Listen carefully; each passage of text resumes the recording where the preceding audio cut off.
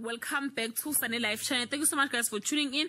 I'm here to update you of what's going to happen on the river from the 9th to the 13th of November 2020 on Monday.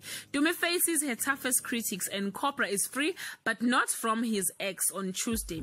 Enemy lines are drawn between the Dlomos and the Dikaners. Cobra is hit with a cover ball after trying to do the right thing on Wednesday.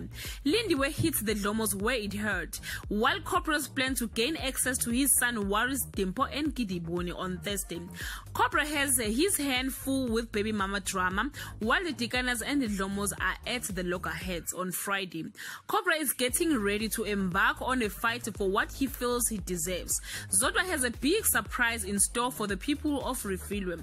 Guys, this is all I have for today. You can leave your comment below and share your thoughts. Till we meet again, I love you so much guys.